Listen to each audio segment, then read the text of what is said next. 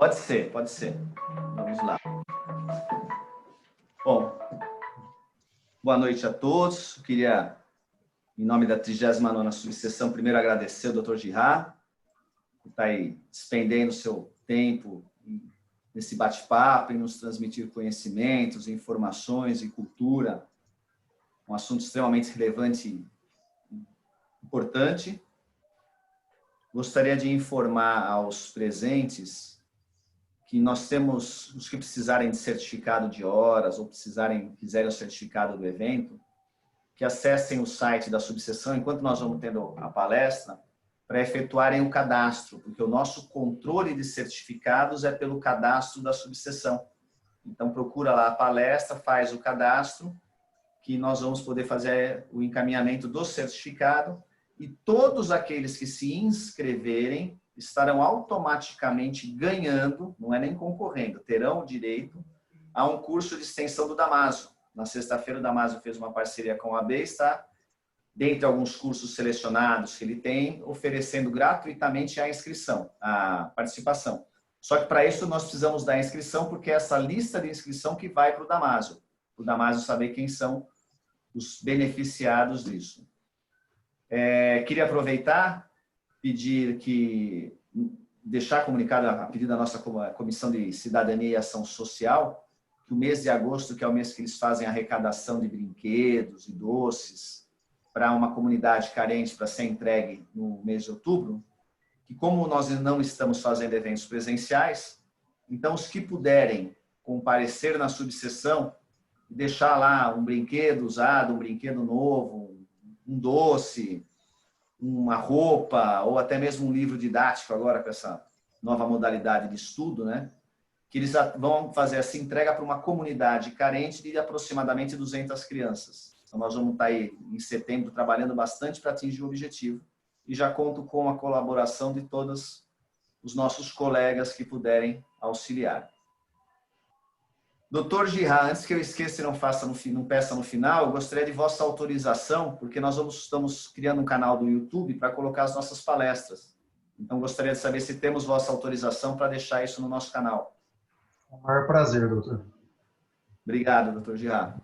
No mais, agradeço a presença de todos, é uma satisfação enorme. E o importante não é nós ficarmos falando, é a transmissão do doutor Girard. Doutora Milena, agradeço e pode continuar. A palavra é vossa. Doutora Milena, a senhora me permite fazer o agradecimento como vice-presidente, diretora da subseção? Claro, doutora, fica à vontade. Então, formalmente agora, né, gostaria de agradecer ao doutor Girard pela sua generosidade de vir aqui, né, estar conosco, dispondo do seu tempo. Então, nossos agradecimentos, né, e estou certa que vai acrescentar muito aos nossos conhecimentos de todos, né. Então, eu acho muito importante, por isso que eu sempre parabenizo essas oportunidades, porque é muito importante ao advogado o desenvolvimento, o pensamento crítico, né? E essa é realmente uma oportunidade importante. Então, eu gostaria muito de cumprimentar a Comissão de Liberdade Religiosa, e faço na pessoa da sua presidente, a doutora Milena, né? Sabatini Lazuri, é isso? Parabéns, isso. Parabéns, viu, doutora Milena? E, claro, cumprimentar todos os membros da comissão que certamente estão se esforçando e se esforçam em conjunto para esse momento. Então, cumprimento a todos, reitero meus agradecimentos, agradeço, viu, doutora Milena, pela oportunidade e novamente renovo nossos agradecimentos em nome da subseção de São Bernardo, viu, doutor Girard? Muito obrigada, viu? Agradeço imensamente. Eu que agradeço. Bom, doutor Girard, o senhor já está devidamente apresentado. Faço as minhas palavras, as palavras da doutora Carmela. Agradeço pela sua disponibilidade de nos dar a honra dessa palestra. E só reforçar, né, que o senhor já falou da ANAGE como presidente, também atua na Mesquita de Barretos. fique à vontade para fazer a sua explanação. Muito obrigada. Primeiramente, boa noite a todos. Eu cumprimento com a saudação islâmica, que é Assalamu Alaikum, que a paz de Deus esteja com todos vocês e todos aqueles que nos assistem. Gostaria de cumprimentar o Dr. Luiz Ribeiro, presidente da OAB Subseção de São Bernardo do Campo, e a doutora Carmela, vice-presidente, e o convite que me foi de grande honra pela doutora Milena, presidente da Comissão de Liberdade e de Intolerância Religiosa. Então, nós vemos que é uma OAB diferenciada, é uma OAB que se preocupa com um assunto muito sério diante da situação que nós nos encontramos atualmente. Parabenizo, então, a todos os demais que aqui na sala estão e a todos aqueles que nos assistem. Para nós, a honra de estar participando e um dever de passar, através de fontes verdadeiras, ensinamentos islâmicos que muitas das vezes são deturpados, são adulterados por pessoas de má fé, que querem ódio, que querem intolerância, e nada mais importante do que nós falarmos sobre isso abertamente para todos que tenham a possibilidade de estarem assistindo, e com outras religiões também, como é feito, para que as pessoas vivam sempre em paz, que é o objetivo principal de todas as religiões, e todos os seres humanos deveriam assim se comportar. Falar sobre pandemia dentro da religião islâmica, para nós não é algo muito difícil, porque o Islã ele não é apenas religião, o Islã é um código de vida. Então, nós, dentro do Islã, aprendemos aulas, princípios, desde a hora que acordamos até a hora que vamos trabalhar com as nossas famílias, com os nossos vizinhos, na sociedade em geral. Então, nós temos ensinamentos para todos os assuntos em geral. Então, quando nós falamos da pandemia, não é algo novo que existiu na época do profeta Muhammad, que a paz de Deus esteja com ele, com os demais profetas. Ele deixou ensinamentos e os seus companheiros colocaram em prática esses ensinamentos, porque houve pandemia no passado de doenças, e através desses casos concretos, nós temos como nos comportar e a forma de agir diante de uma situação tão grave que está assolando agora o mundo, tantas pessoas que já se foram. Aqui eu já aproveito a ocasião para dar os sentimentos a todas as vítimas aqui no Brasil e no mundo pela vítima do Covid. É o nosso dever estar sempre com aqueles que perderam seus entes queridos. E antes de falar sobre a pandemia, eu gostaria de entrar num assunto que é a parte de prevenção de quaisquer doenças, de quaisquer atos que possam prejudicar o ser humano. Então, como eu disse, o Islã é código de vida, e nós temos ensinamentos para prevenir qualquer doença. Ensinamentos como lavar as mãos, algo que muitas pessoas, infelizmente, estão aprendendo agora. Porém, os muçulmanos, antes de praticar as suas orações, há um ritual chamado ablução, onde os muçulmanos devem lavar as mãos 3 vezes, lavar o rosto, lavar as narinas, lavar o antebraço até o cotovelo, lavar os pés. Então, tem uma higiene. A higiene no Islã, ela é de 2 formas. É uma higiene chamada tahara, que em árabe é purificação, espiritual, e a purificação física dos nossos corpos. Então, para que eu possa estar em contato com Deus, eu devo estar higienizado. Então, acaba que todos os muçulmanos e muçulmanas sempre estão lavando as mãos. E o profeta, que a paz de Deus esteja com ele tem inúmeros ensinamentos. Quando você acordar, lave as suas mãos. Você não sabe onde a sua mão tocou. Antes de se alimentar, lave as suas mãos. Após o alimento, a mesma coisa. Então, nós vemos que a religião, isso está dentro da Sharia. Muitas das vezes, as pessoas questionam, os muçulmanos querem implantar a Sharia aqui no Brasil. Só que se esquece que essa Sharia nada mais é do que o ensinamento de lavar as mãos, de comer, de beber, de rezar, de ter boa conduta, de ter valores, de você tratar o bem o próximo. Tudo isso é Sharia, que nada mais é que a lei geral, que é o Alcorão, que ensina, e a Sunna, que são as tradições deixadas pelo profeta, que a paz de Deus esteja com ele, de ensinamentos. Então, o Islã ele vem com essa purificação, com o intuito de beneficiar, para nós cuidarmos de nós mesmos. Então, antes de eu falar com o meu Criador, o profeta já ensinava, Deus é puro e aprecia a pureza. Então, metade da fé dentro da religião é a pureza, é a higiene. Então, eu tenho que não só higienizar, purificar o meu espírito, mas sim também a parte física, que vai ter contato com outras pessoas. E quando nós temos a pandemia, que assolou todo mundo, a primeira coisa que os médicos, os cientistas começaram a dizer é lave as mãos, passe álcool gel.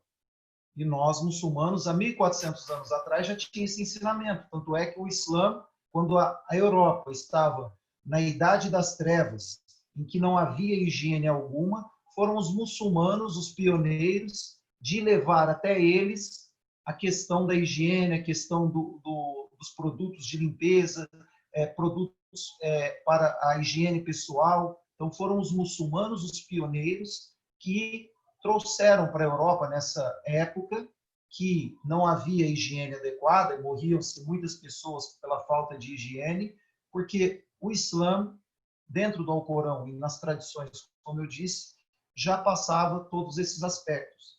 Outra questão é quando você vai espirrar, você colocar a mão na sua boca. O profeta fez isso e ensinava aos seus companheiros como agir, não soprar na comida, você não ficar tocando aquilo que não lhe pertence. Todas essas situações nós vemos que está relacionado à pandemia e à prevenção hoje. Você evitar passar qualquer doença para as pessoas através de atos cotidianos que muitas das vezes antes da pandemia as pessoas não tinham qualquer precaução.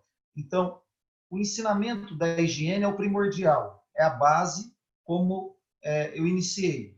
Porém, eu disse que houve pandemias lá na época do profeta. E o que ele ensinou? Quando ocorrer uma pandemia em um determinado local, ninguém entra nesse local. E quem está nesse local não saia do local. Então, já era uma visão abrangente de não propagar, de não contagiar. É nada mais do que menos do que nós vemos, que é a quarentena. E isso já estava dentro da religião também há 1.400 anos atrás. Então, era uma forma de você fazer com que aquilo não se alastrasse, que não prejudicasse mais pessoas. Nós vemos um versículo no Alcorão que Deus ele diz, não destruam os vossos corpos com suas próprias mãos. Então, esse corpo que Deus nos deu, ele é sagrado. E, ao mesmo tempo, eu tenho que pensar no outro que está ao meu lado, na sociedade em geral. Eu não posso pensar apenas em mim. Então, tudo que prejudica as outras pessoas, o Islã vem para rechaçar, vem para afastar. É um ensinamento fundamental você desejar ao outro o que você deseja a si mesmo, você ter empatia, você se colocar no lugar do outro. Então, não é porque a pessoa está doente ou tem algum problema que ela não vai ter as precauções. Quando chega, então, a pandemia, depois de todos esses ensinamentos, nós recebemos com muita tranquilidade que não haveria orações na mesquita em congregação. Para quem não sabe, muçulmanos rezam lado a lado.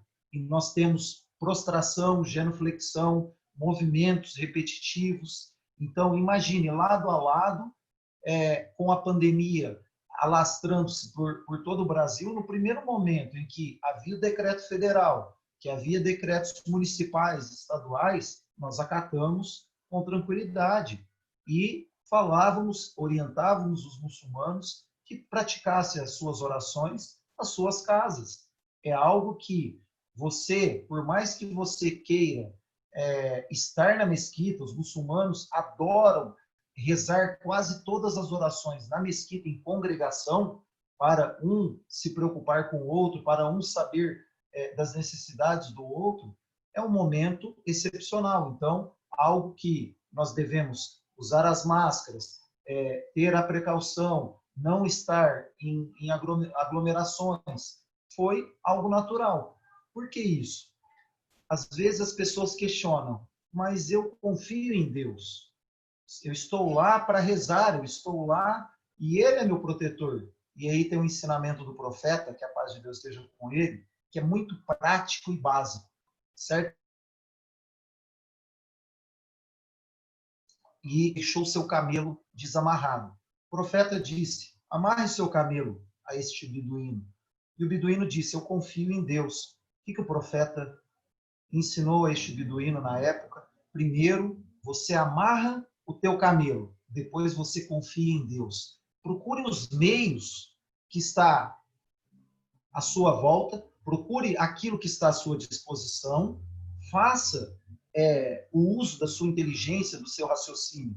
Não é porque Deus é protetor, que Deus está junto conosco, que nós não vamos procurar os meios daquilo que a nossa inteligência nos ensina, que nos mostra. Então, se a medicina está dizendo comprovadamente que o uso de máscara é fundamental, se a medicina está dizendo que a aglomeração prejudica muito e o vírus se alastra, e outras normas da OMS, nós seguimos. É um ensinamento dentro do Islã seguir as autoridades.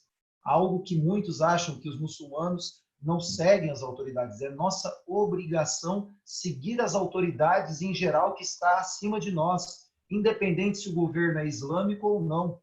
Então é muito importante isso, nós termos essa consciência de procurar os meios que está à nossa disposição para que as pessoas não sejam prejudicadas em todos os aspectos.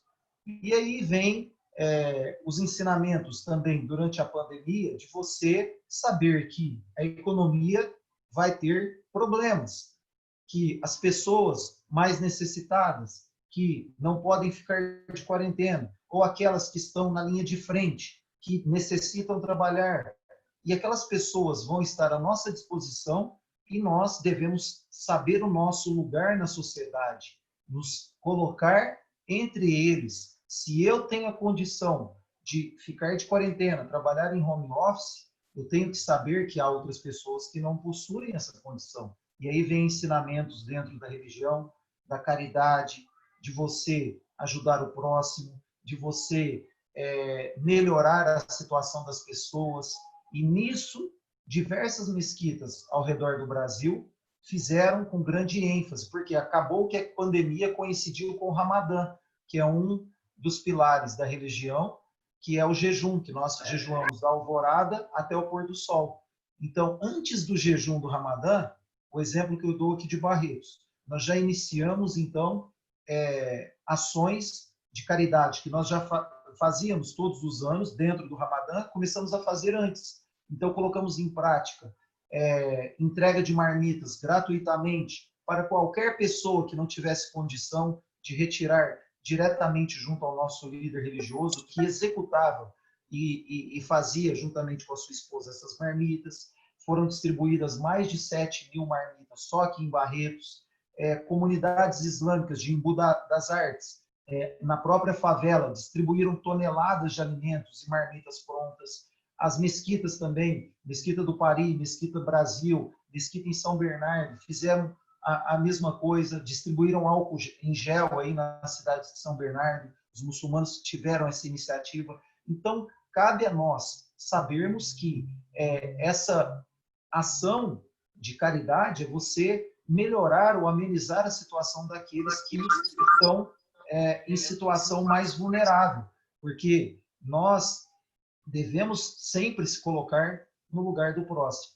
Então, nós vemos todos esses aspectos, seja ele a prevenção dentro da higiene, seja ele o afastamento, a quarentena, seja ele a parte da caridade, de você sempre buscar ajudar o próximo, são itens necessários que automaticamente os brasileiros e o mundo vivenciou. Então, mesmo hoje, com a liberação parcial, a Mesquita de Barretos, aqui, a cor amarela entrou agora essa semana, nós ficamos até agora com a mesquita fechada. Então, agora abriu parcialmente com as regras. Então, é dever dos muçulmanos respeitar essas regras, de estar de máscara durante a oração, mesmo que seja lado a lado, não vai ser possível, vai ter que ter 2 metros de distanciamento, não vai poder crianças menores de 12 anos adentrar aos templos religiosos, não vai poder haver o cumprimento. Durante as festividades que nós tivemos agora durante a pandemia, fim do Ramadã e fim do Dia do Sacrifício, são 2 festividades para os muçulmanos, não houve aquela celebração, jantares que era comum, então foi colocado no lugar disso a distribuição direta às pessoas carentes desses alimentos, seja carne, seja alimentos prontos. Então, a religião ela vem nesse código de vida para dar esse ensinamento para o ser humano, para que ele está sujeito a qualquer momento a vir um ato de adversidade. Então, Deus ele diz no Alcorão, por certo, ele vai nos provar, ele vai nos mandar testes, ou com a fome, ou com a perca dos bens, dos frutos, ou com o medo, ou com a perca de entes queridos. Então, ele diz no final desse versículo, Deus anuncia a bem-aventurança aos perseverantes.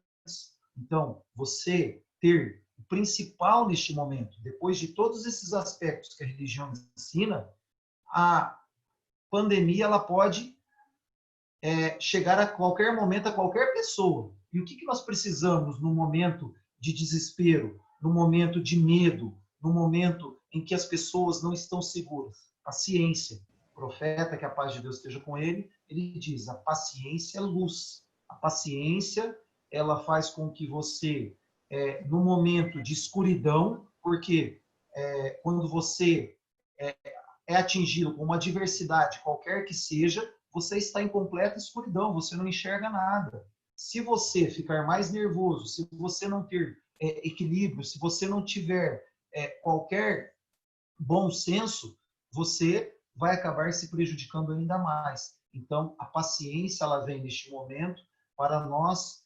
iluminarmos esse caminho, esse quarto escuro que nós estamos, para trabalharmos com equilíbrio, porque a religião islâmica ela é equilíbrio, ela não tem qualquer ato que você extrapole demasiadamente e também você não negligencia demasiadamente as suas obrigações. Então, há equilíbrio em todos os aspectos, quaisquer que sejam as situações, nós devemos pautar com esse equilíbrio. Equilíbrio na vida é tudo. Equilíbrio em todas as situações, em todos os momentos. Todas as vezes que nós ultrapassamos os limites, que nós não agimos com equilíbrio, as pessoas são prejudicadas. Então, no momento de pandemia, não há algo certo que você fale, feche tudo. Ou também não há algo certo que você diz, abra tudo. Qual que é o equilíbrio disso tudo? O que nós devemos pautar? O que é essencial? O que nós podemos auxiliar para amenizar essa situação? Então, não há, algo nem para cima demais, nem para baixo demais. Então, nós temos que buscar um meio termo em todos os aspectos. Então, esses pontos que eu gostaria de iniciar a minha fala, desde a prevenção, desde a questão da pandemia, que isso para nós já existe, esses ensinamentos da quarentena, de respeitar as autoridades, de ter paciência, de fazer a caridade com o próximo, de ser uma pessoa melhor na sociedade, que você se preocupa com o outro. O profeta, que a paz de Deus esteja com ele, ele diz, não é verdadeiramente um muçulmano aquele cujo vizinho passa fome. Se ao meu lado eu tenho um vizinho, que é a pessoa mais próxima de mim, mais próxima que os meus familiares, porque esse vizinho está ao meu lado todos os dias, eu não me preocupo com ele, eu não pergunto a ele o que ele está necessitando. Nós vimos durante a pandemia vizinhos que não sequer se conheciam, procurando auxiliar aqueles idosos para comprar mantimentos nos mercados, evitar que eles fossem até os mercados. Então, nós vimos muitas coisas durante a pandemia que a religião islâmica já ensinava. Então, esse ponto dos vizinhos, muitos sequer conhecem os seus vizinhos. E o profeta, ele disse, eu só não falei mais dos vizinhos, porque senão vocês achariam que era necessário colocar o teu vizinho para receber a sua herança quando você se for. Então, de tanto que ele colocou a preocupação com o vizinho, e aqui quando nós falamos vizinho, nós estamos falando do vizinho do nosso lado direito, do nosso lado esquerdo, o vizinho da frente, e os vizinhos em gerais, a população daquela cidade, daquela coletividade que eu vivo, que eu estou todos os dias. Então, esses ensinamentos nos passam algo que a pandemia veio também fazer com que as pessoas melhorassem, porque muitas das vezes nós não vemos o lado bom, só vemos o lado ruim da pandemia, mas nos esquecemos que a pandemia fez com que as pessoas se aproximassem mais, as pessoas tivessem mais empatia, as pessoas lembrassem mais do próximo, as pessoas mudassem os seus comportamentos. Muitas das vezes nós não damos valor do nosso tempo, da nossa família, dos nossos empregos. Muitas pessoas reclamavam, eu não gosto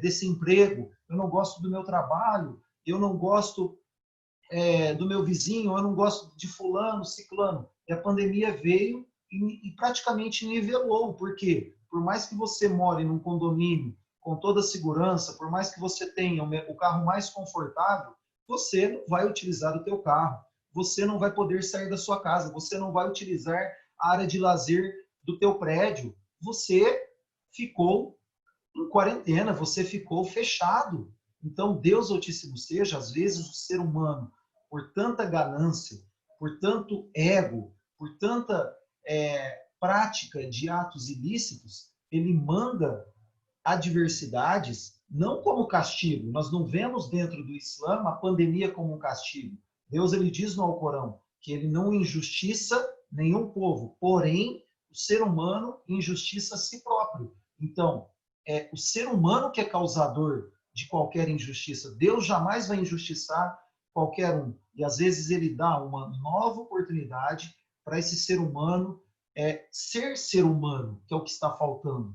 Muitas pessoas deixaram de ser seres humanos. As pessoas agiam praticamente como animais. As pessoas não se preocupavam com o próximo, é só materialismo, é só a ganância, um querendo se sobrepor ao outro, não tendo humildade, não tendo empatia com o próximo. Então, esse momento de adversidade, se ele não mudar essa situação dessas pessoas que não se comportavam como seres humanos, dificilmente elas vão mudar esse comportamento após a pandemia. Deus, ele diz no Alcorão que ele não muda a situação de um povo se esse povo não mudar o que está em seu íntimo. Então, não adianta eu querer que Deus mude o meu comportamento se antes eu não mudar o meu comportamento, se antes eu não ser proativo, se antes eu não ser benéfico para a sociedade em que eu vivo, para que as pessoas estejam sempre seguras em todos os aspectos daquilo que eu possa prejudicar o outro. Então, eu gostaria de passar primeiro essa introdução na parte da pandemia. Eu gostaria de ouvir aí perguntas de todos os presentes para que nós possamos aí entrar em assuntos, às vezes que as pessoas tenham dúvidas, se as pessoas que estão também nos assistindo enviar alguma pergunta, para nós passarmos para outros assuntos dentro da religião, caso vocês queiram também conhecer. Mas, em relação à pandemia, estou aberto aí, se tiver algum esclarecimento.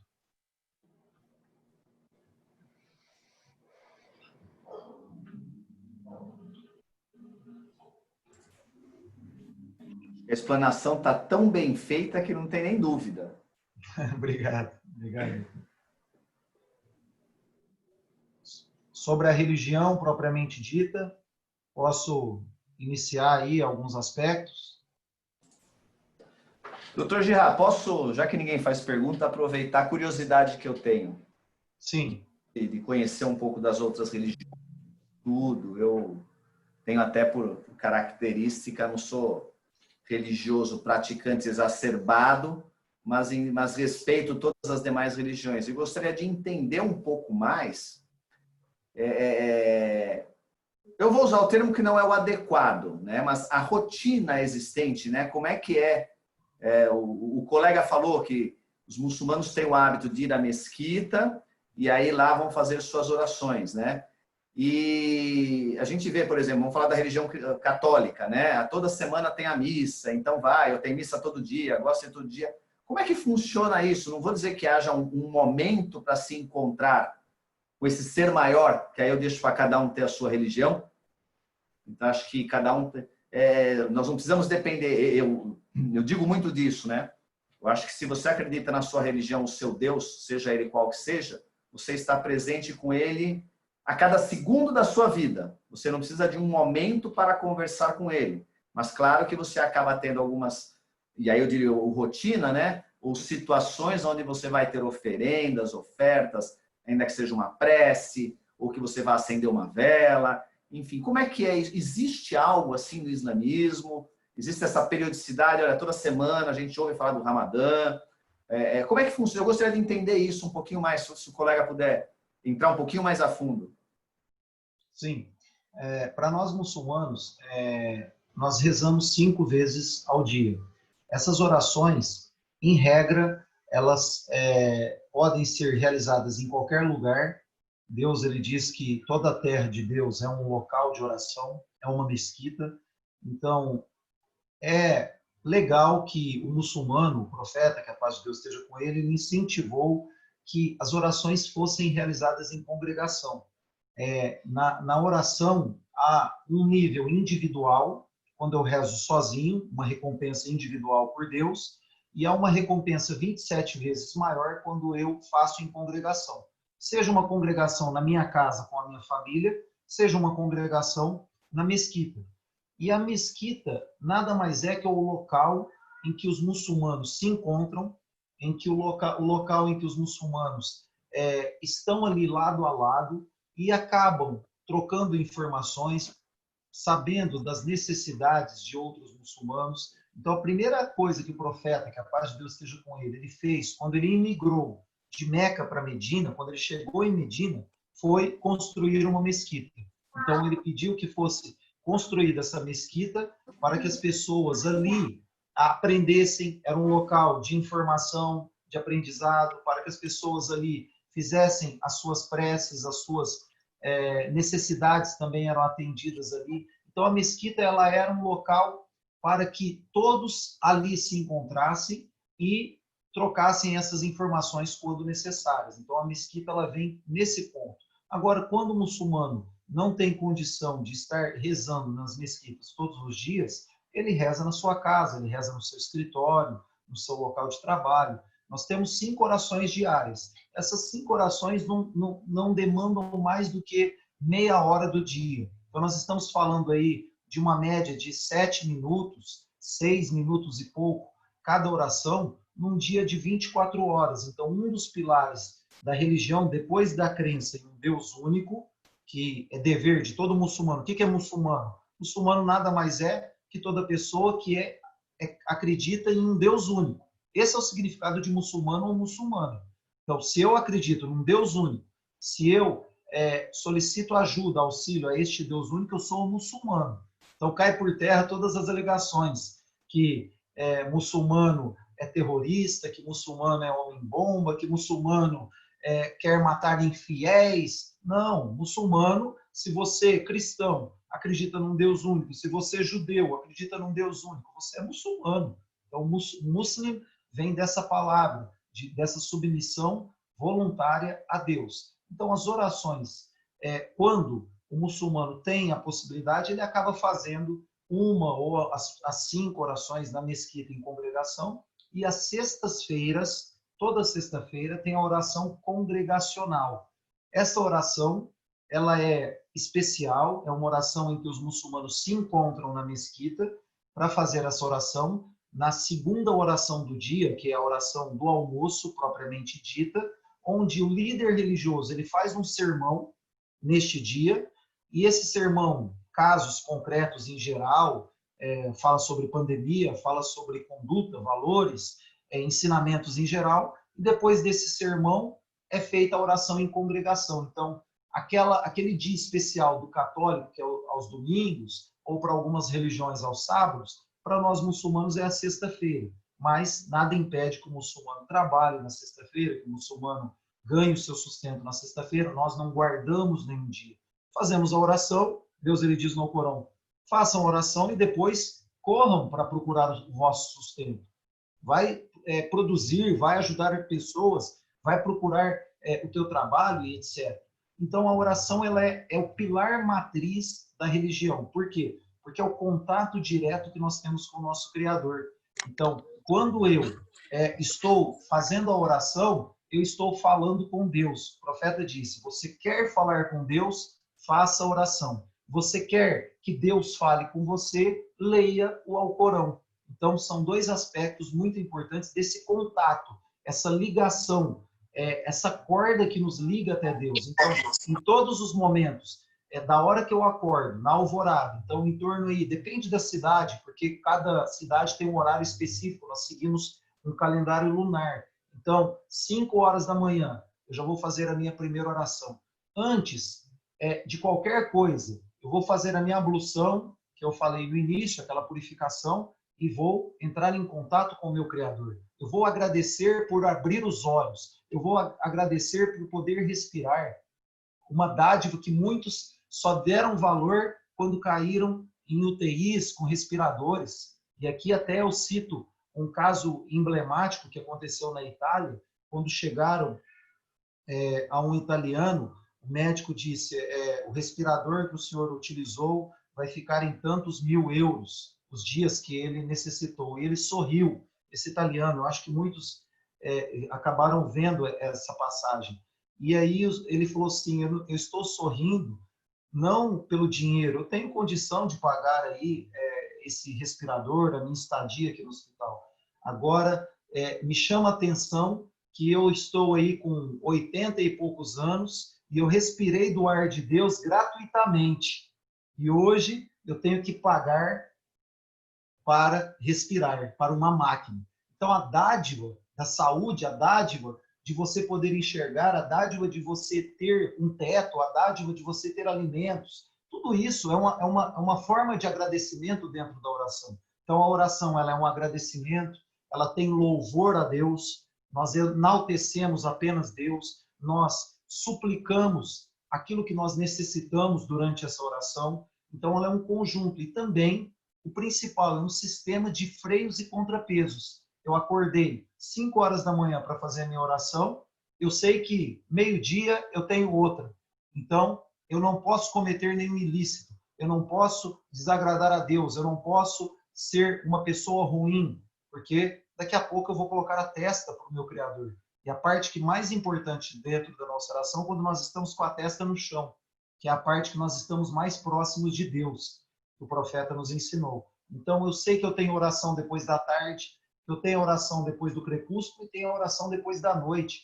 Então, num dia de 24 horas, eu tiro aí 30 minutos para esses agradecimentos de todas essas dádivas, para eu suplicar, para eu estar em contato com o meu Criador. Quando acontecer algo de ruim, quando as pessoas me maltratarem, ou quando eu possivelmente pender para algo que desagrade a Deus, eu paro e lembro, eu tenho que fazer a minha oração. Então, acaba que o muçulmano e a muçulmana, nesse dia de 24 horas, ele tem esse contato direto com Deus. Então, em regra, a oração tem essa importância e a oração de sexta-feira essa importância maior. Mas nada impede que o muçulmano ou a muçulmana, principalmente aqueles que não têm mesquita ou um local de encontro, não precisa ser a mesquita arquitetônica que tem em São Bernardo, que vocês conhecem, pode ser uma sala qualquer, um local qualquer, que os muçulmanos se reúnem ali, um campo aberto. Toda a terra de Deus pode ser um local de oração. Perfeito? Demais doutores, queria agradecer aqui a presença dos membros da ANAGE. Eu vi aqui várias as mulheres, doutora Kézia, nossa diretora, doutora Charliane, doutora Flávia. Sejam bem-vindas também, conjuntamente com todos os demais doutores que aqui estão. Agradeço a presença aí, nos honra muito. Aproveitando a pergunta do doutor Luiz, nós falamos do primeiro pilar, nesse gancho, que é a crença num Deus único. Nós devemos crer num Deus único, e depois da crença num Deus único, nós fazemos as 5 orações diárias, são pilares da prática da religião. E tem outros 3 pilares da prática que os muçulmanos devem efetuar, ou às vezes não, depende aqui de condição. O pilar do jejum, que muitos ouvem falar que é o Ramadã.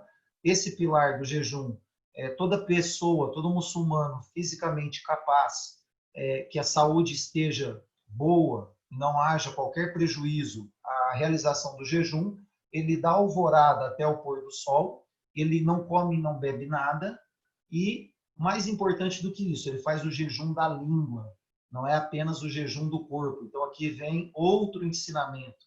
Não adianta eu deixar de comer e beber por uma ordem de Deus, se a minha língua está trabalhando em falar mal, em agredir, em ser uma pessoa ruim, as minhas mãos batendo, machucando, trapaceando, tocando no que é ilícito. Então o jejum ele vem como uma escola de paciência, de virtudes, de valores, de caridade. É um dos pilares da prática. Porém, aquele muçulmano ou muçulmana que tem uma doença crônica, incurável, e às vezes o jejum vai prejudicar a doença, ele está isento da prática do jejum. Então ele acaba alimentando o necessitado todos os dias por aquele dia não jejuado. E ele ganha a recompensa daquele que jejua. Outro pilar da prática se chama zakat. Zakat vem da palavra purificação também. Ele, para nós sermos bem didáticos aqui, seria como dízimo, porém com regras. Então, o zakat se tira 2,5% do lucro líquido anual daquele muçulmano ou muçulmana, e desse lucro líquido anual, 2,5% é o tributo, propriamente dito, se entrega para o muçulmano necessitado. E quem paga esse zakat? Aquela pessoa que não tem dívidas, aquela pessoa que já atingiu o patamar mínimo de se pagar o zakat, que é computado em gramas de ouro ou de prata. Hoje, em torno aí, a pessoa que tiver aí mais de 10, 12 mil reais, depende do valor da grama de ouro, se ela tiver esse valor parado, seja em agricultura, animais, comércio, independente do ramo de atividade que ela trabalhe, depois de um ano, se ela tiver esse mínimo, ela tira 2,5% do que ultrapassar do lucro líquido, não é do capital, não é daquilo que ela tem, das casas, das lojas, e sim do lucro líquido, e tira e entrega para o muçulmano necessitado. E aqui entra também condição, como jejum, paga quem tem, recebe quem não tem. Então há uma distribuição de renda, onde o muçulmano faz essa conta sozinho, ninguém fica na cola dele, quanto você ganhou, quanto que você tem que tirar, nenhum sheik vai fazer isso, nenhum líder religioso, você sozinho, entre você e teu Criador, você sabe o que você ganhou, tem que ser de fontes lícitas. Se ele for um traficante, já não poderia nem ser muçulmano, mas também não poderia tirar o zakat. O zakat ele não purifica aquilo que já é ilícito, então que fique bem claro isso também. Então, paga quem tem, recebe quem não tem. Não há inveja, não há orgulho perante o próximo, as pessoas que recebem suplicam por você, você distribui a renda, e é uma parte pequena, não vai afetar o teu orçamento.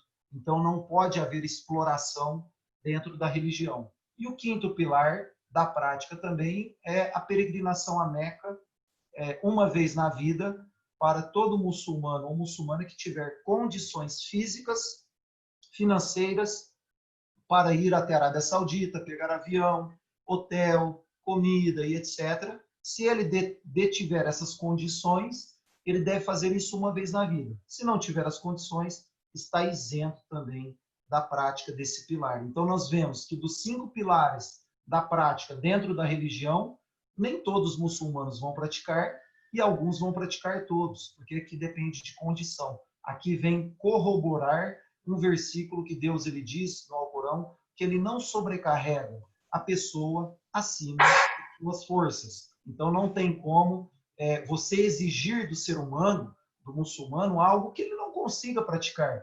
Você querer que ele tire do sustento da boca do filho dele, você tem que pagar o zakat, porque isso é para Deus. E meu filho está passando necessidade, e eu tenho dívidas. Imagina, eu devo para outra pessoa, e ainda eu vou tirar para ajudar o próximo? Não, pague a outra pessoa, honre o seu compromisso, honre os contratos assumidos. Então a religião vem dar esse equilíbrio. Então, se você não tem condição, você não vai ser penalizado. Agora, se você tem condição e não pratica, só Deus vai te julgar. Outro muçulmano ou muçulmana não pode te julgar jamais. Então, são 5 pilares da prática. E isso tem que ser praticado, às vezes, no dia a dia, como as orações, às vezes, 24 horas, como a crença no único Deus, às vezes, uma vez por ano, 29 ou 30 dias o jejum, às vezes, uma vez por ano, o zakat, que ele é anual, às vezes, a peregrinação a Meca, uma vez na vida. Então, há tempos pré-determinados para cada prática desses pilares. E temos 6 pilares da fé, que alicerça o coração, aquilo que nós cremos, que aí é a crença em um Deus único, novamente, a crença nos anjos de Deus, que para nós são criaturas de luz, sem livre-arbítrio, que obedecem a Deus, não podem desobedecer a Deus, eles não têm esse livre-arbítrio. A crença nos profetas, que Deus enviou ao longo, desde o início da humanidade, Adão, Noé, Moisés, Jesus, Abraão, Jacó, todos esses profetas. O profeta Muhammad, que a paz de Deus esteja com ele cita mais de 124 mil profetas que foram enviados na Terra. Alguns são citados, 25 são citados dentro do Alcorão, salvo engano, 25 nomes. E o profeta Jesus, que a paz de Deus esteja com ele é citado 25 vezes dentro do Alcorão. Nós cremos que ele é um profeta de Deus, é enviado por Deus. A sua mãe, a Virgem Maria, tem um capítulo com seu nome, Surata, capítulo de Mariam, que é Maria, em árabe, dentro do Alcorão, que relata todo o seu nascimento milagroso. E nós acreditamos que ele não foi crucificado, que ele foi levado de corpo e alma aos céus com 33 anos, não morreu e vai voltar no final dos tempos, como todo cristão acredita. Então, esses profetas, para nós, são professores, eles são os nossos admoestadores, são aqueles que trouxeram a mensagem universal, todos eles, sem exceção, adorem apenas a Deus, e outras normas, que algumas foram revogadas ao longo do tempo, outras foram recepcionadas. Então, dentro do Alcorão, que é o livro sagrado que nós seguimos, há muitos ensinamentos que muitos cristãos falam, isso está na Bíblia, então não é algo novo. E temos também a crença nos livros sagrados, o Alcorão cita alguns deles, os Salmos de Davi, a Torá, enviada ao profeta Moisés, o Evangelho enviado ao profeta Jesus, e o Alcorão, o último livro enviado ao profeta Muhammad, que a paz de Deus esteja com ele e todos os demais profetas. Esses livros sagrados, nós devemos crer neles, nos seus originais, nos que existiram com cada profeta, e hoje, atualmente, o único original que nós temos é o Alcorão.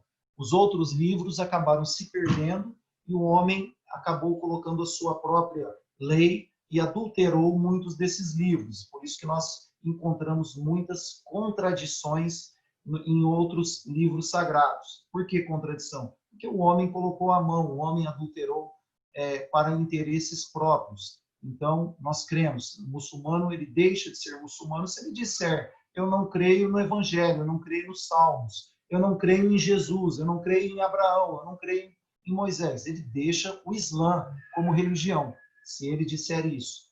E temos o destino como um dos pilares da fé, que tudo que acontece em nossas vidas, Deus já determinou, seja o nosso nascimento, o dia que nós iremos morrer, o que nós iremos ganhar ou deixar de ganhar, etc. O destino e o dia do juízo final, que os cristãos também acreditam que é o dia da prestação de contas, onde as ações que forem maiores na balança, com maior peso do que as más ações, você terá o paraíso eterno como recompensa, e caso as suas más ações se sobreponham às suas boas ações, você terá o castigo eterno como recompensa. Então, são 6 pilares da fé que eu tenho que crer. Então, o Islã ele vem com 2 tipos de adoração. Eu não posso apenas dizer, eu creio. Eu tenho que praticar, eu tenho que colocar em prática. Então, esses 6 pontos estão no meu coração, essa crença. Então, a aplicabilidade dessas normas vem com os 5 pilares da prática que eu mencionei, que é as orações, o jejum, o zakat, a peregrinação à Meca.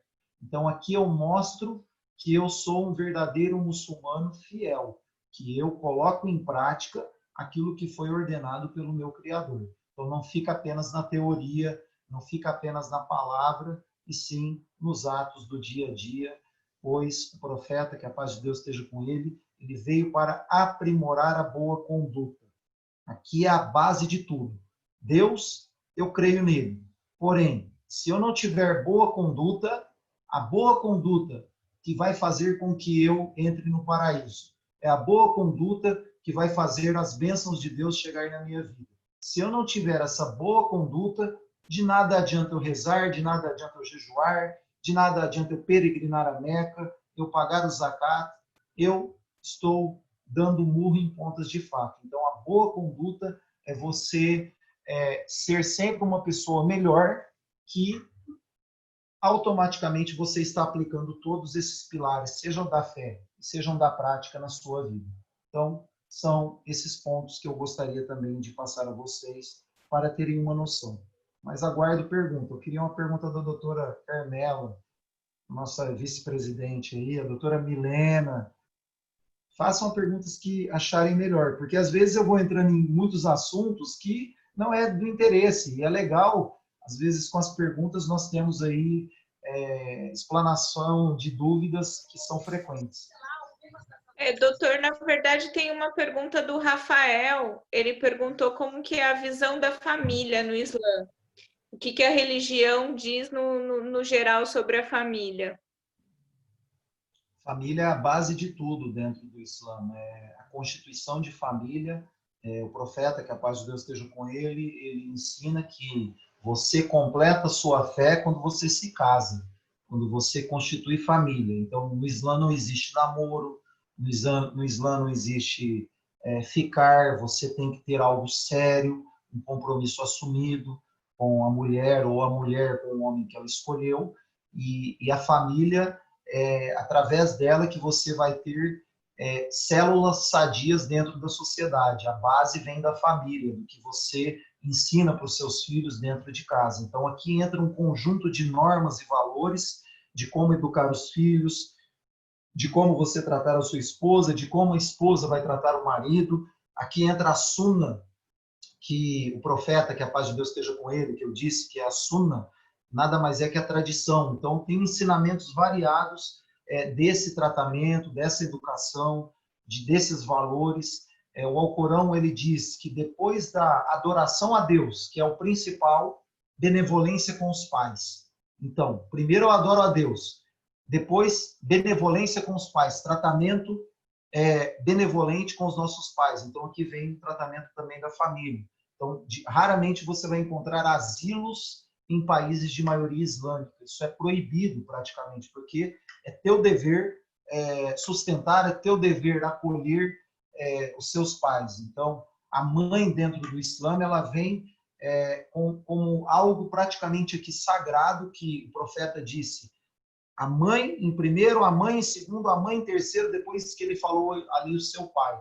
Porque a mãe, ela é educadora por excelência, é a mãe que está ali no dia a dia com os filhos, a mãe que sofre as maiores dores, é a mãe que está com o sentimento que o profeta ele diz que Deus ele coloca o cordão umbilical como algo ligado ao trono de Deus. Então, o cordão umbilical, o útero, que ele vem da palavra Rachem, que é algo sagrado, é porque ele está conectado junto ao trono de Deus. Então, nós temos ensinamentos aí valiosos dentro da família, dentro da religião, que é algo que nós devemos sempre valorizar e não há como você cortar os laços familiares. Esses laços familiares, o profeta, que a paz de Deus esteja com ele, ele disse que eles devem ser sempre de união, não como nós vemos hoje, um falando mal do outro, um querendo mal do outro. Isso dentro da religião não pode haver brigas entre irmãos, entre pai e filho e etc. E sim essa união geral, porque se a família não dá esse exemplo, dificilmente ela vai dar o exemplo com as pessoas mais afastadas, as pessoas mais estranhas. Então, é muito importante a constituição de família e a união desses laços dentro da religião. Doutora, eu vou aproveitar o gancho da pergunta da questão da família e aí perguntar assim, precisa ser da religião, a mulher, no caso, precisa ser muçulmana também? E eu vi a questão da poligamia também, né, que é permitido. Dei uma pesquisada antes da palestra e vi que é permitido ter até 4 mulheres, se eu não me engano. E Parabéns, aí eu doutora. queria saber isso, se é necessário ela ser muçulmana, ou, por exemplo, se existe o casamento entre um muçulmano e uma outra pessoa de uma religião qualquer, se existe isso, né? Parabéns pela pesquisa. Normalmente eles falam, você pode casar com 7 mulheres? Eu falo, não, 4. Só que a minha esposa não deixa eu casar com as outras 3. Então já barra aí toda aquela conversa que iria se iniciar. Então, acaba ali o assunto, né?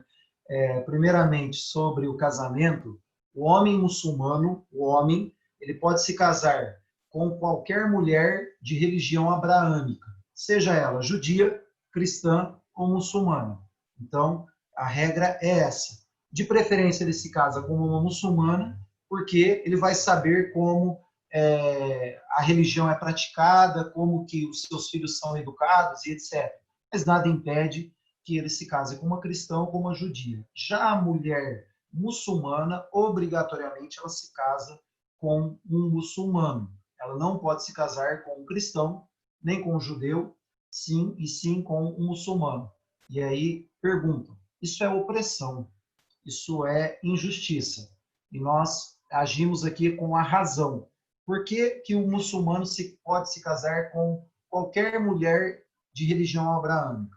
Por quê? Primeiro, eu tenho a primeira crença em Deus único e a crença e testemunho no profeta Muhammad como o último mensageiro de Deus. Quando eu digo que Muhammad é o último mensageiro de Deus, eu estou dizendo que todos os mensageiros anteriores a ele eram mensageiros de Deus. É aquele pilar da fé que eu disse que nós temos a crença nos profetas. Então, se eu deixar de crer em Jesus, se eu deixar de crer em Moisés, eu saio da religião.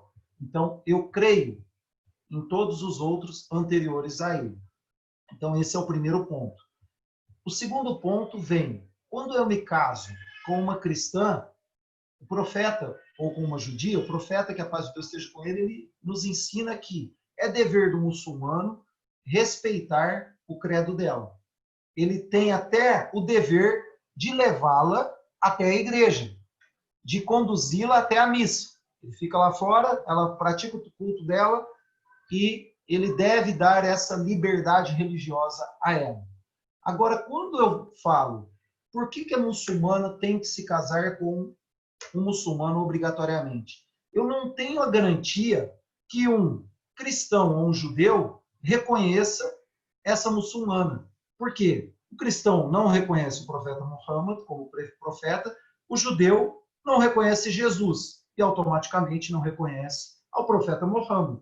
Então, essa mulher não tem a garantia de que a sua liberdade religiosa vai ser exercida, se no dia a dia ela vai ter a garantia de poder fazer as suas orações, de poder comer aquilo que a religião permite, de praticar, de usar o véu islâmico e etc.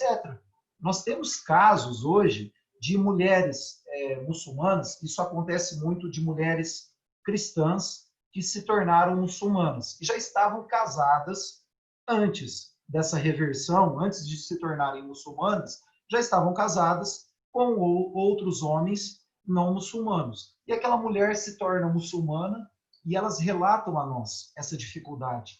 Aquele marido que começa a colocar porco na frente dela, sabendo que ela não pode comer, aquele marido que não quer que ela use o véu islâmico, aquele marido que não quer que ela vá até a mesquita. Nós temos inúmeros casos. Então, aqui nós já vemos na prática que esse casamento ele tem regras para que a mulher tenha a sua liberdade religiosa garantida, porque o homem, se ele não dar essa liberdade à judia ou à cristã, ele está fora do Islã como religião. Então, esse é o primeiro ponto.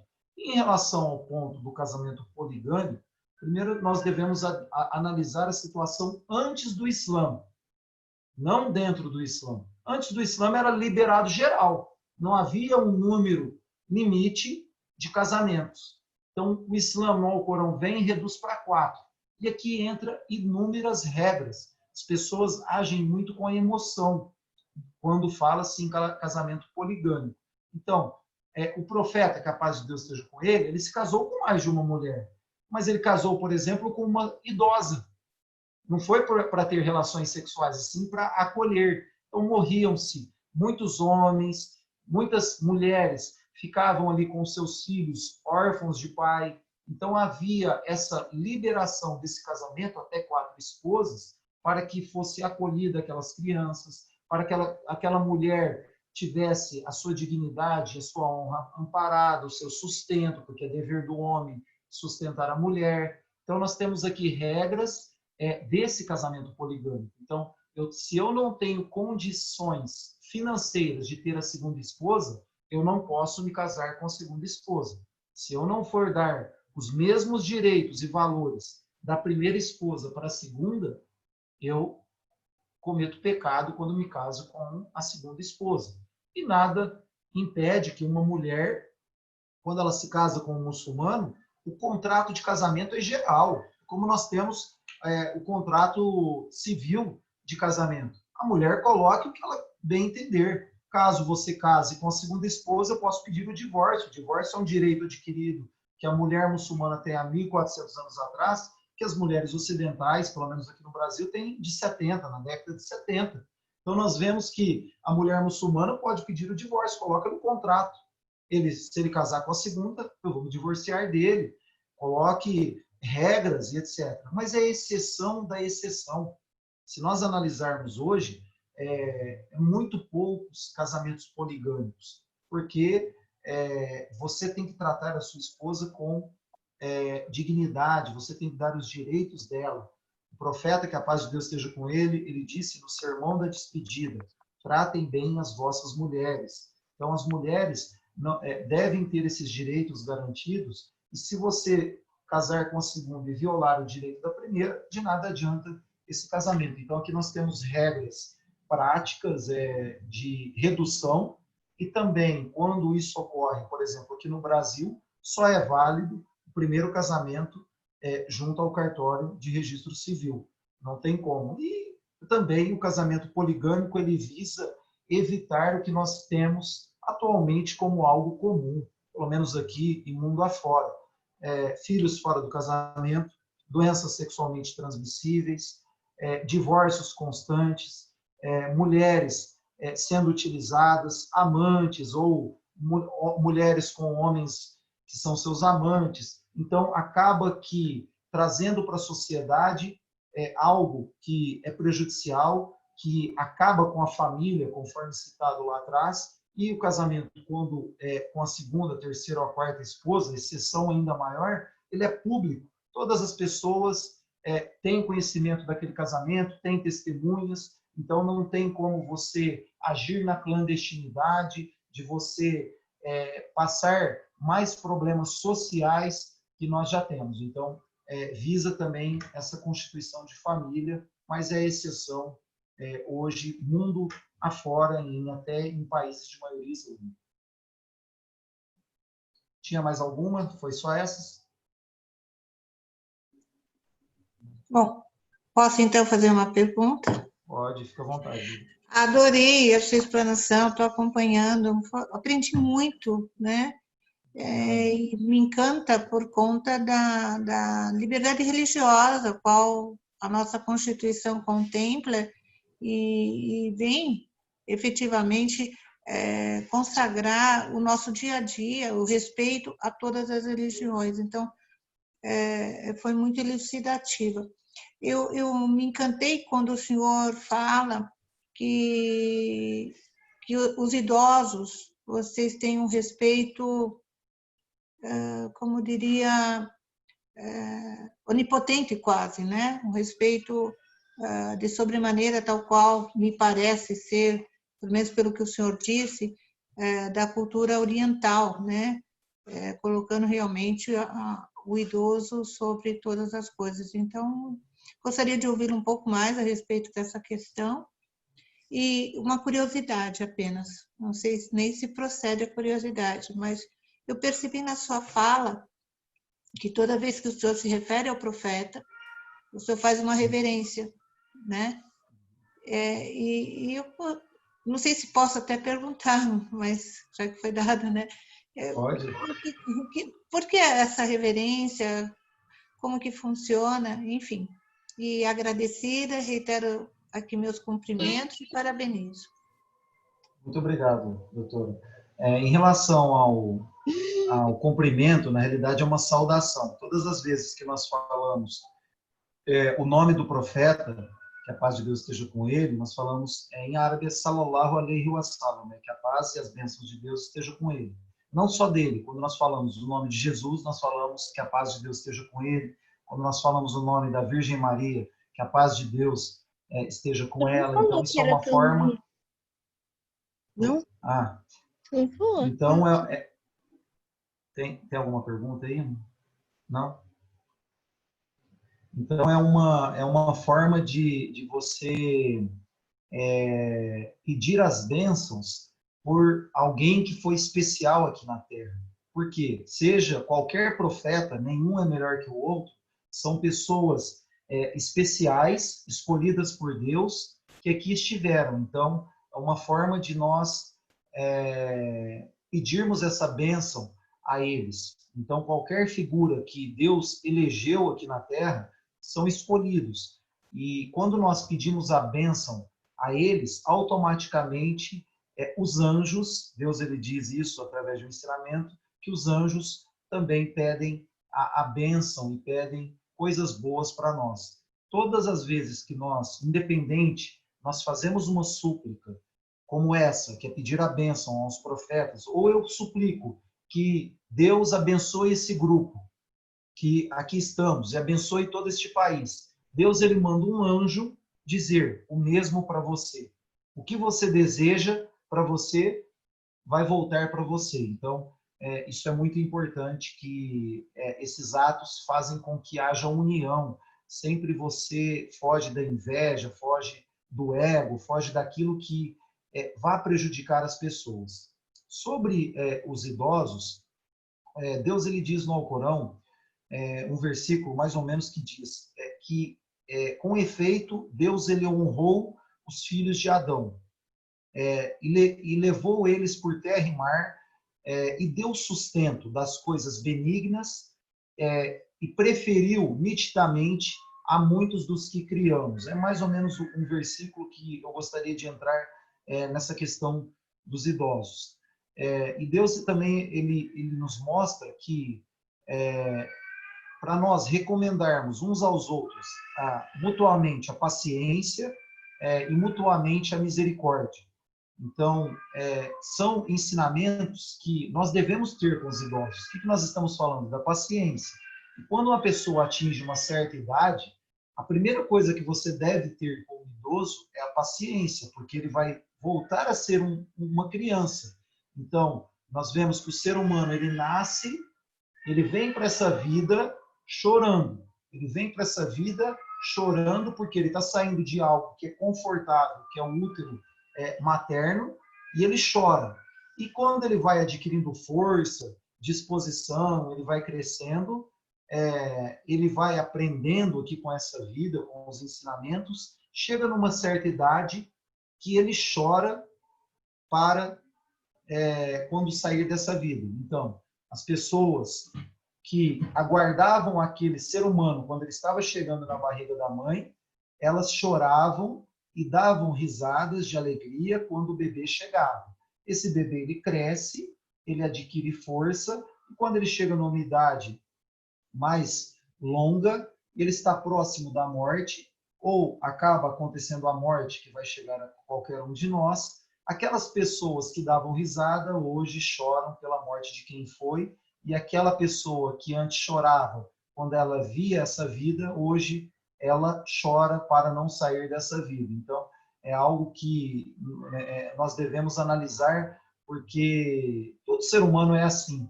Então, você tratar bem os idosos, aliviar uma dificuldade, pagar uma dívida, cuidar dele, isso é um caráter de excelência dentro do Islã. O profeta, que a paz de Deus esteja com ele, ele diz: nenhum de vocês deve desejar a morte ou orar por ela antes que venha a ela, pois quando um de vocês morre, suas boas ações chegam ao fim, nada aumenta em expectativa de um fiel, apenas o bem. Então, muitas pessoas às vezes desejam: esse idoso é um estorvo, está me dando trabalho, está guardando apenas a herança dele, não cuida dele. Então, aqui vem o ensinamento do profeta de não desejar isso também. Entre inúmeros, como eu citei, Deus ele diz: e o teu Senhor decretou que não adoreis somente a Deus, e decretou benevolência com os pais.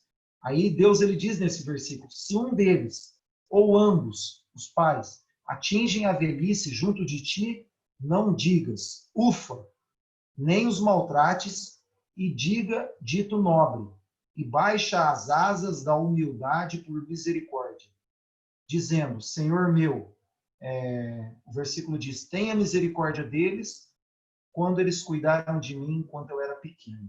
Então, nós vemos esse versículo é a chave central do tratamento dos pais quando eles se tornam idosos. Então, a benevolência é o primeiro aspecto. O segundo, quando eles atingirem a velhice junto a ti, não diga ufa. Ufa tô com o saco cheio, não aguento mais. Que nós acabamos fazendo diariamente. Nós somos seres humanos e acaba no dia a dia com os nossos pais. Nós devemos pedir perdão por esses atos. Nem os maltrateis, e dizem dito nobre a eles.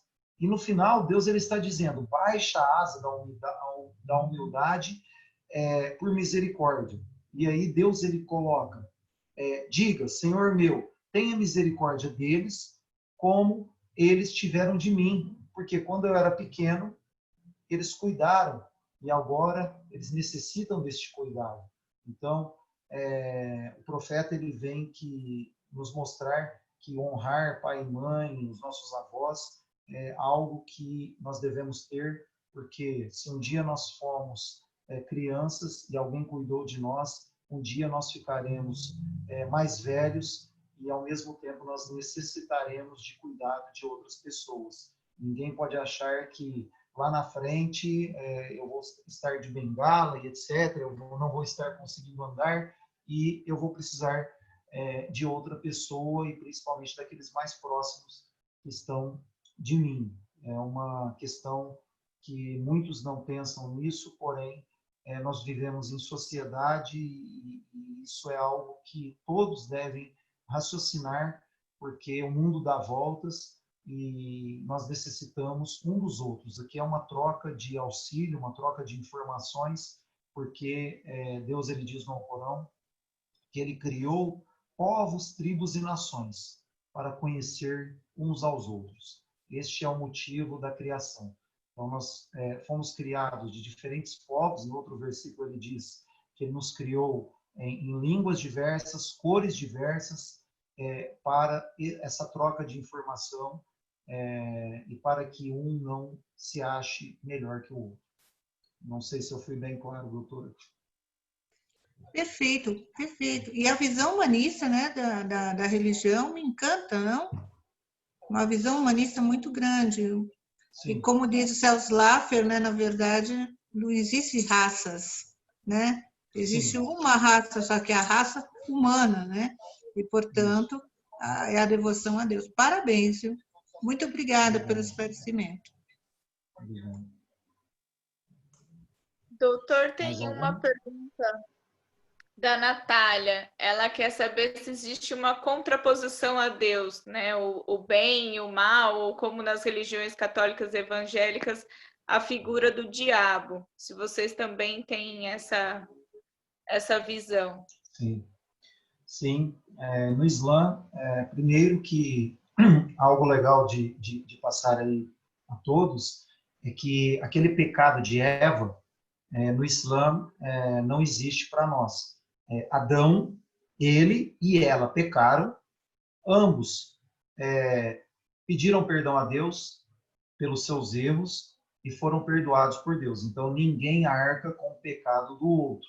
Todo ser humano nasce na pureza. Todo ser humano nasce muçulmano, submisso a Deus. Depois, com o passar dos tempos, com aquilo que a sociedade, a família passa a ele sim, a partir da adolescência, quando ele tem o juízo completo de raciocínio, ele vai assumir aí essas responsabilidades. Então, antes desta fase, a título aí de curiosidade, qualquer criança que nasce e acabe morrendo antes de atingir esse juízo de valor, se ela morrer, ela vai para o paraíso direto, sem qualquer prestação de contas, porque ela nasceu pura. Depois que ela atingiu o juízo de valor, aí sim, cabe a Deus julgá-la pelos seus atos. Sobre o diabo, Satanás, ele morava no paraíso. Para nós, ele não é um anjo caído, ele não era anjo. Eu disse nos Pilares da Fé que nós acreditamos nos anjos. Os anjos são criaturas de luz sem livre arbítrio. O Satanás, Lúcifer, foi criado do fogo. Os anjos foram criados da luz. Porém, o Satanás foi criado com livre arbítrio, como ser humano. E ele já conhecia Deus e ele morava no paraíso. Porém, ele não era anjo, na visão islâmica, que fique bem claro. Quando Deus ele cria Adão e Eva, o Satanás que ele vivia, ele sussurra no ouvido de ambos. E aí cria expectativas e etc. Não chegue perto apenas daquela árvore. Era uma ordem de Deus ali, era lei ali. Vocês têm tudo. E aí é a ganância, né, do ser humano. Vocês têm tudo, só não chega perto daquela árvore. Ele sussurrava. Deus não quer que vocês cheguem perto daquela árvore para que vocês não se tornem anjos que não morrerão jamais, etc. E aí o ser humano, que é da essência do ser humano, que ele foi criado, ele vai e comete o pecado. Porém, antes disso, quando o ser humano é criado, quando Adão é criado, Deus o cria com as suas próprias mãos do barro. E Deus aqui escolhe todas as cores de todo mundo. Por isso que o ser humano tem variadas cores, todos nós somos iguais, não há racismo dentro da religião. E Deus cria ele.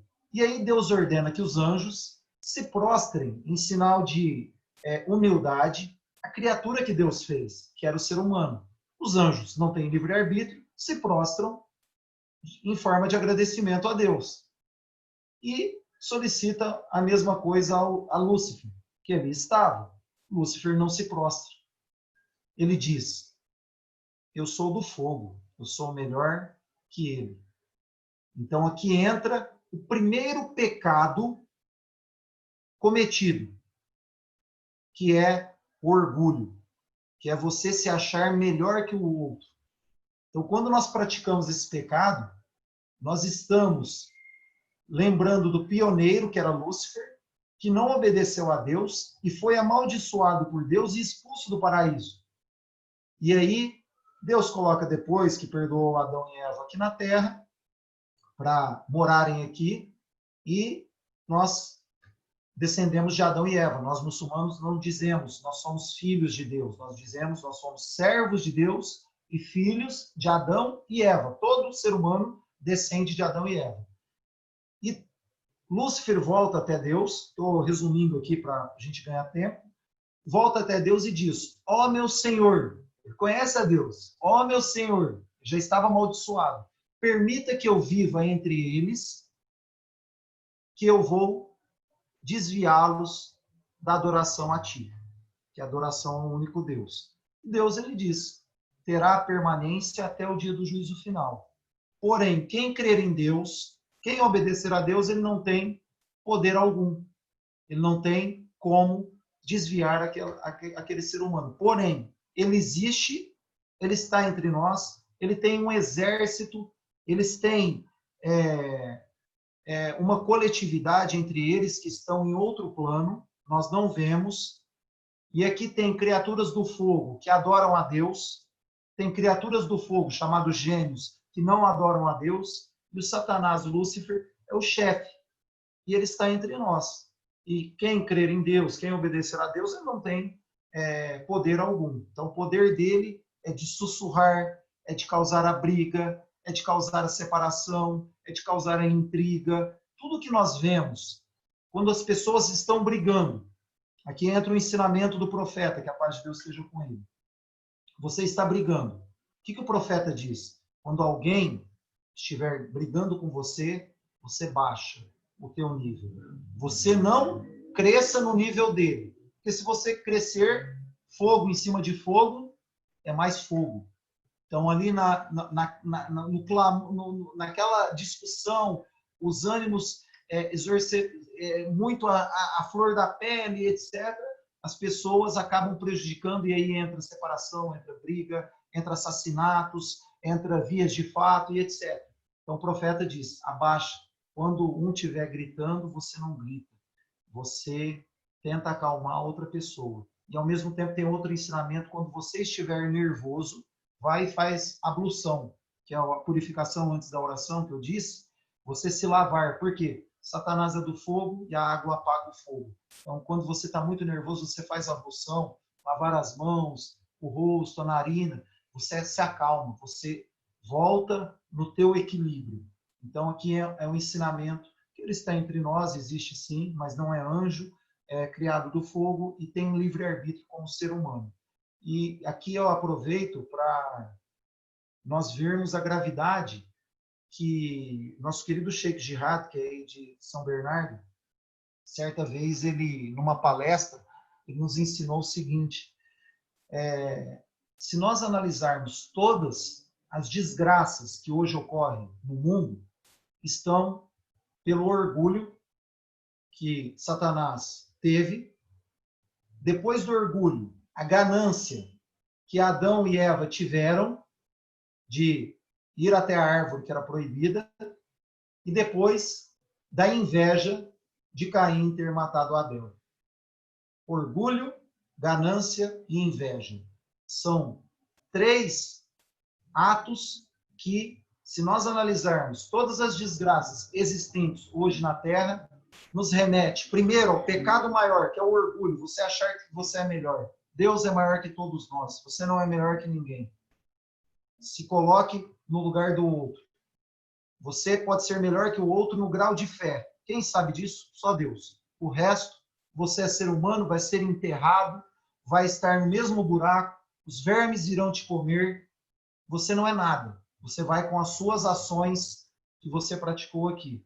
O segundo é a ganância, que infelizmente, pela essa luta material que a pandemia veio também nos ensinar, também o orgulho, as pessoas acabam tendo, e a inveja, que fez com que houvesse o primeiro assassinato da história, quando Caim matou seu irmão Abel. E todos os atos de assassinatos posterior a isso, é relatado que Caim paga por cada pecado, por cada assassinato cometido na Terra depois dele, porque ele foi o pioneiro, e por cada ato de orgulho que Lúcifer teve também, para que as pessoas melhorem o seu comportamento e as pessoas tenham aí conduta, né, que é o principal antes da religião propriamente dita.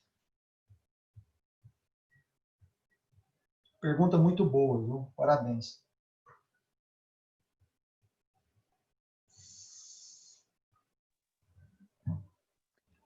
Bom, infelizmente, nosso horário já está no limite. Tem uma outra pergunta aqui da Gé, mas acredito que você já tenha, por toda a explanação, já tenha até respondido. Ela colocou se o Islã acredita que o pensamento cria forma, que não adianta só praticar as boas ações e a doutrina se o pensamento não estiver alinhado. Perfeito. Sinceridade. O profeta, que a paz de Deus esteja com ele, ele nos ensina que as ações são avaliadas de acordo com as intenções. Então, primeiro eu tenho que intencionar aquilo e dizer se Deus quiser. Se algo acontecer, eu intencionei, eu ganho pela intenção. Então, se eu intenciono praticar o bem, eu vou ganhar por aquela intenção, mesmo que eu acabe não praticando aquele bem. Se algo aconteceu, eu intenciono fazer uma caridade com a pessoa. Se aquilo é sincero, e Deus sabe se é sincero ou não, se algo acontecer, eu ganhei pela intenção. Se eu intencionei, por exemplo, praticar um pecado, olha a diferença. Se eu intenciono, isso para a gente finalizar, se eu intenciono o bem, e aquele bem eu não fiz, porém era sincero, Deus me dá 10 vezes a recompensa daquele bem. Se eu intenciono fazer um mal, no meio do caminho, eu desisto daquele mal, eu não pratico aquele mal, Deus me dá 10 vezes a recompensa por não ter praticado o mal. Se eu intencionar o mal e praticar o mal, Deus me pune com um ato apenas. Ele não me pune 10 vezes o equivalente. Essa é a misericórdia de Deus junto a nós. Gostaria aí de finalizar algo que muitas pessoas questionam, é sobre a Sharia. Como eu disse, a Sharia, que é a lei islâmica, muitos acham que a Sharia é só cortar mão, que é matar a outra pessoa quando ela pratica um crime, dependendo do crime, etc. E isso cai por terra. Tudo que nós falamos durante essa palestra é Sharia. Conduta é Sharia, valores é Sharia. Então, a Sharia ela é um código de leis e regras que regulamentam desde a maneira que os muçulmanos rezam, como eles tomam banho, como eles se comportam com o vizinho e etc., como foi dito. Então, a Sharia é a essência do Islã. Não existe Islã sem Sharia. E não existe Sharia também sem Islã. Em resumo, a Sharia ela visa a preservar alguns pontos. O primeiro é a vida durante essa pandemia. Como eu disse, você preservar a vida das pessoas com a quarentena e os outros meios que nós devemos procurar. O segundo é preservar a consciência, de eu não sair do meu raciocínio, uso de drogas, bebidas, etc., tudo aquilo que tira eu do raciocínio, então preserva a minha consciência. O terceiro é a preservação da liberdade religiosa, que ela está no Islã há mais de 1.400 anos atrás, como nosso artigo 5º, inciso 6º, dispõe. Porém, lá atrás, os muçulmanos já davam o direito de liberdade religiosa para outros credos, e preserva também a linhagem e a honra da pessoa, sua herança, seus bens e, no final, o patrimônio. Então, a Sharia, em regra, ela vem do Alcorão, ela vem da Sunna, que é a prática, a tradição deixada pelo profeta Muhammad, que a paz de Deus esteja com ele, e também vem pelas maneiras que a comunidade muçulmana primitiva, os antepassados, aplicaram o Alcorão e a Sunna, e se não houver, num fato concreto, algo que esteja no Alcorão, algo que não esteja na Sunna, e como os primitivos praticaram, algo que é moderno, por exemplo, vem aí a extensão dessa tradição do raciocínio jurídico por estudiosos, teólogos muçulmanos nos séculos que se seguiram, que aí é a analogia que nós temos, os costumes, nós aprendemos lá no primeiro ano de Direito. Então, tudo isso acaba sendo islâmico, e obrigado, agradeço novamente aí, o convite, que eu possa ter esclarecido aí as dúvidas de todos. Se eu não fui claro, mande e-mail para nós, eu deixo aí à disposição as redes sociais, o meu e-mail, sem problema algum, para que nós possamos esclarecer com os nossos líderes religiosos, porque eu não sou um líder religioso, eu sou um estudioso da religião, eu sou um divulgador da religião. Nós temos os nossos líderes, como o próprio Sheikh Jihad aí de São Bernardo. Até aproveito aí que vocês os convidem aí para uma palestra mais específica e vão ter uma aula à altura aí dos nobres causídicos aí. Que Deus abençoe a todos e todos aqueles que participaram. Muito obrigado. Muito obrigada, doutor, Obrigado. pela explanação, foi muito esclarecedora. Obrigada a todos pela presença. Obrigada, doutor Luiz, doutora Carmela. Doutor Luiz, à vontade. Doutor Jean, só tenho a agradecer, muito obrigado, fantástico, excelente e indescritível, realmente é muito bom. Eu também gosto de religiões, procuro conhecer um pouco mais, cada vez a gente procura sempre pincelar alguma coisa, e é importante essa divulgação para alguns paradigmas serem quebrados. Realmente são situações que se vê, Milena, agora você vai ter um trabalho, você já viu que nós vamos ter que falar com o Sheik aqui, ó. Sim. Vamos fazer uma palestra sim.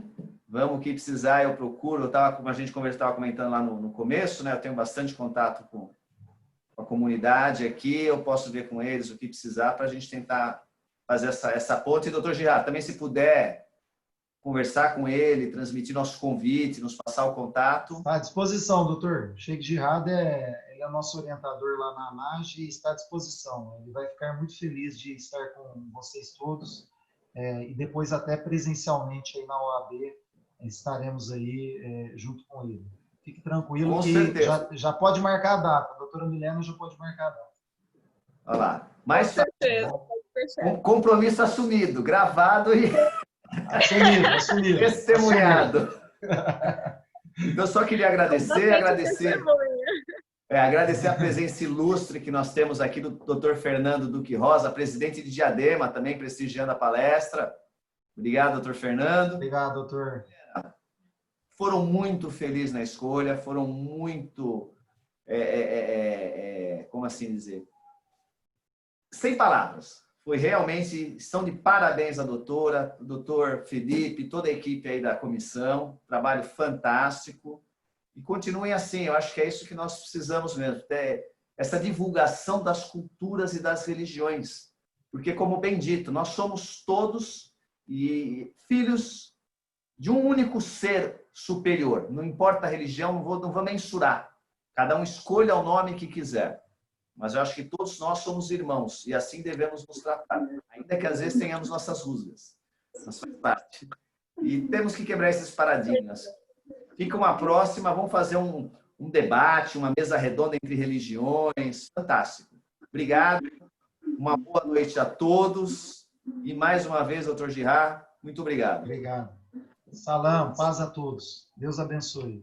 Obrigado. Obrigado, igualmente. Tchau, tchau. Obrigada, tchau.